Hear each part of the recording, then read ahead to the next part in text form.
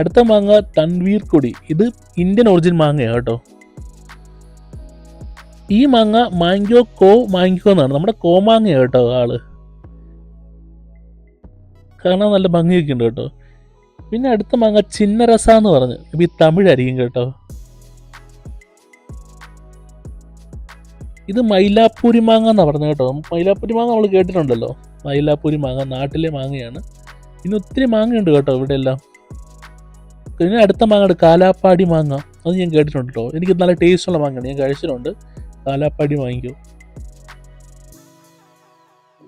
ഇതും നല്ല ഭംഗിയുള്ള, കാണാൻ നല്ല ഭംഗിയുള്ള കേട്ടോ. നല്ല കളർഫുള്ളാണ് ഈ മാങ്ങയെല്ലാം.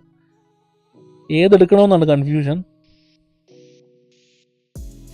ഇവിടെ ഉള്ളതെല്ലാം ഇതുണ്ട്, സിന്ദൂരം മാങ്ങയുണ്ട്. ഇവിടെ ഉള്ളതെല്ലാം എനിക്ക് തോന്നുന്നു ഇന്ത്യൻ ഒറിജിൻ മാങ്ങകളാണ് കേട്ടോ. ഇവിടെ ഉള്ളതെല്ലാം ഇന്ത്യൻ ഒറിജിനാണ് മിക്കതും.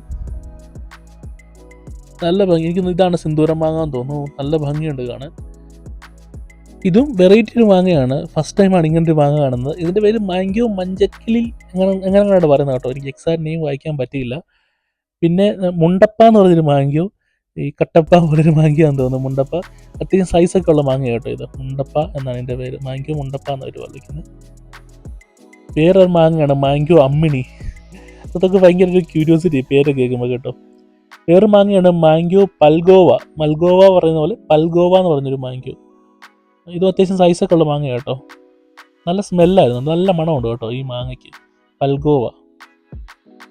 പിന്നെയാണ് നല്ല മൂവാണ്ടൻ മാങ്ങ. ഇതാ മൂവാണ്ടൻ മാങ്ങ, നമ്മുടെ നാടൻ മൂവാണ്ടൻ മാങ്ങയാണെന്ന് എനിക്ക് തോന്നുന്നു കേട്ടോ. അത് നല്ല ടേസ്റ്റ്, നല്ല മണമുണ്ട് കേട്ടോ. ഇതിൻ്റെ നല്ല മൂവാണ്ടൻ മാങ്ങ എനിക്ക് ഭയങ്കര ഇഷ്ടമാണ് പണ്ട്.